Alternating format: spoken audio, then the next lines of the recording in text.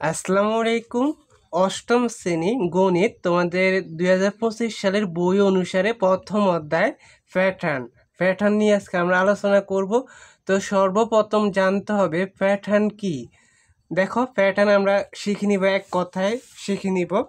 Pattern হচ্ছে কোনো সুনির্দিষ্ট কাঠামোকে প্যাটার্ন বলে। কোনো সুনির্দিষ্ট কাঠামোকেই প্যাটার্ন বলে। এটা একেবারে ছোট করে সংজ্ঞা লিখে দিয়েছি, তোমরা এইভাবে পড়লে হবে। প্যাটার্ন হচ্ছে কোনো সুনির্দিষ্ট কাঠামো। তো প্যাটার্ন অর্থ, যদি কেউ জিজ্ঞেস করে প্যাটার্ন অর্থ কি, প্যাটার্ন অর্থ হচ্ছে সাজানো। প্যাটার্ন অর্থ হচ্ছে সাজানো। আর কাকে বলে বললে এটা বলবা, কোনো সুনির্দিষ্ট কাঠামোকে প্যাটার্ন বলে। প্যাটার্ন তোমাদের চিনতে হবে। দেখো, এখানে আমরা কয়েকটা সংখ্যা লিখেছি, 2, 5, 8, 11, 13 ডট ডট, মানে আরও লেখা যাবে। তাহলে দেখো, আমরা এখানে যদি পার্থক্য বের করি, এটা থেকে এটা, এটা থেকে এটা, এটা থেকে এটা, যদি পার্থক্য বের করি, 5 থেকে 2 বিয়োগ করলে হবে 3, 8 থেকে 5 বিয়োগ করলে 3, 11 থেকে 8 বিয়োগ করলে 3, 13 থেকে 11 বিয়োগ করলে হবে 3, নাকি? 8-এর পরে 9, 10, 11, তারপর 11 পরে 12, 13, এখানে এখানে 14 হবে। এই যে এখানে 5, 2-এর পরে 3, 4, 5, তারপরে 5 পরে 6, 7, 8, 8-এর পরে 9, 10, 11, প্রতিবার পার্থক্য কত করে? 3 করে। তাহলে এখানে এটাকে বলা যাবে প্যাটার্ন, নাকি? এখানে কি বলা যাবে? এটাকে প্যাটার্ন। তাহলে আমরা শিখে নিলাম প্যাটার্ন কি। তারপরে বইতে আমরা একটু পড়তে হবে, কারণ এখান থেকে এমসিকিউ পরীক্ষা আসবে, মানে সঠিক উত্তরগুলা। তো তোমরা এখানে পড়ে নিবে, হ্যাঁ। তা আমি এখান থেকে পড়ি। আবার 5-এর গুণিতকগুলোর শেষে 0 বা 5 থাকে, এটিও একটি প্যাটার্ন। তাহলে 5-এর গুণিতকগুলোর শেষে কি থাকে? 0 বা 5 থাকে। এটা এমসিকিউর জন্য ভেরি ভেরি ইম্পর্টেন্ট, ভালো করে মনে রাখবা। 5-এর গুণিতকের শেষে কি থাকে? 0 বা 5। এটা কিভাবে, এখন তোমাদের এটা বুঝিয়ে দিব। দেখো কিভাবে হয় এটা। আমরা এখানে 5-এর নামটা লিখে নিলাম, সবগুলা লিখিনি, 6 পর্যন্ত লিখেছি। 5 একে 5, 5 গুণে 10, 3 5 15, 4 5 20, 5 5 25, 5 6 30। তাহলে এখানে আমরা দেখতে পাচ্ছি, এখানে একবার 0 আবার 5, একবার 0 আবার 5, আবার 0 আবার দিলে আবার 5 হবে।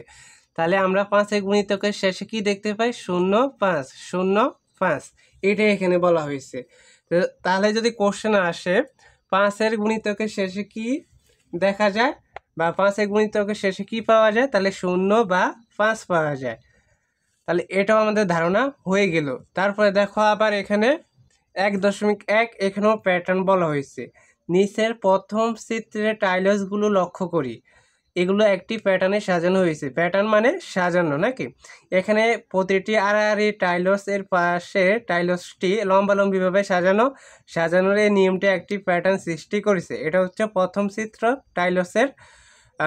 তারপরে হচ্ছে এখানে দ্বিতীয় চিত্র একটা প্যাটার্ন। কিভাবে এটা একটু বুঝিয়ে দিব তোমাদের। প্রথমে 1, তারপরে 1, তারপরে 1, তারপরে 1। এটা একেবারে বৈশিষ্ট্য হচ্ছে এখানে 1 থাকবে, প্রথমে আর শেষে 1 করে থাকবে। কিভাবে দেখো, এটা তোমরা এখন নিজেরাই করতে পারবে। তো আমরা যদি একটু দেখে, এখানে প্রথমে তোমরা লিখে নিবা 1, প্রথমে কত লিখবা? 1, তারা গড় করে লিখছে, আমি এমনি বুঝাতে। তারপরে এখানে লিখবা আবার 1, এখানে লিখবা আবার 1। তারপরে দেখো, একে যোগ করলে কত হবে? 2। এই যে এখানে খালি মাঝখানে এখানে লিখবা 2, এখানে আবার লিখবা 1, এখানে লিখবা 1, মানে প্রথমে 1 থাকবে, শেষে আবার 1 থাকবে। তাহলে এখানে দেখো 2 আর 1 3, 2 আর 1 এখানে আবার 3 হবে। তাহলে এখানে 1, এখানে 1। আবার দেখো 3 আর 1 4, 3 3 6, 3 আর 1 4, প্রথমে 1 শেষে 1। তাহলে দেখো সবগুলো প্রথমে 1 শেষে 1 করে আছে। এটাই হচ্ছে দ্বিতীয় চিত্র। আশা করি তোমরা এটা বুঝতে পেরেছো। এটাই হচ্ছে দ্বিতীয় চিত্র। আমরা গড় করে লিখলাম না, এইভাবে লিখলাম। এই যে এখানে প্রথমে 1 শেষে 1, প্রথমে 1 শেষে 1, আর এগুলো সব যোগ করে লিখে দিতে হবে। 2 আর 1 3, 2 আর 1 3, তারপরে 3 আর 1 4, 3 3 6, 3 আর 1 4, 1, মানে যোগ করে তারপরে প্রথমে আর শেষে 1 করে দিয়ে দিবে। তো প্যাটার্ন আশা করি তোমরা বুঝতে পেরেছো। একেবারে সহজ ভাষায় আমি বুঝাই দিয়েছি তোমাদেরকে। তো প্রথম পর্বে আমরা এই প্যাটার্ন নিয়ে আলোচনা করেছি। দ্বিতীয় পর্বে আমরা পরবর্তী পৃষ্ঠা থেকে আলোচনা করব। হ্যাঁ, ধন্যবাদ সবাইকে। আল্লাহ হাফেজ।